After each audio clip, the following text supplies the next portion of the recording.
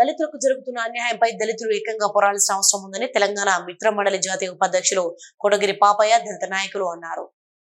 గోదావరి కన్నలోని ఓ private function హాల్లో మాదిగ మిత్రమండలి ఆధ్వర్యంలో జరిగిన మాదిగల ఆత్మీయ సన్మాన కార్యక్రమంలో పలువురు వక్తలు మాట్లాడుతూ భారత రాజ్యాంగం ఆమోదించబడి 75 సంవత్సరాలైనా సమాజంలో సమానత్వం రాలేదని, దళితుల బతుకుల్లో మార్పు రాలేదన్నారు. దళితుల ఓటు బ్యాంకుగానే మిగిలారని, ఇంకా రాజ్యాధికారం దిశగా అడుగులు వేయాలన్నారు. అనంతరం దళిత సామాజిక అసంపల శ్రీనివాస్ను మాదిగ మిత్రమండలి సభ్యులు ఆత్మీయంగా సన్మానించారు.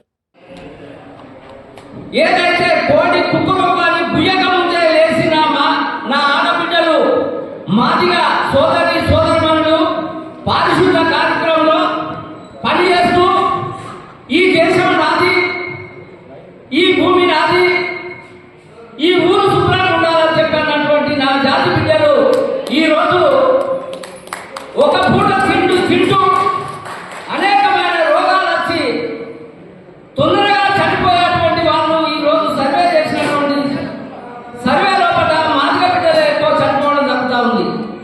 అంటే వాళ్ళు ఎవరు కూడా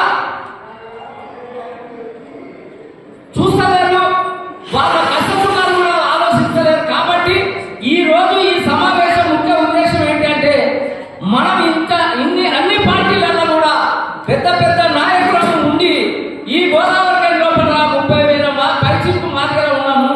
మన వాళ్ళు కష్టకాలంలో ఎందరో ఉన్నారు కాబట్టి మనం ఎందరికో సేవ చేసిన మన నాయకులు.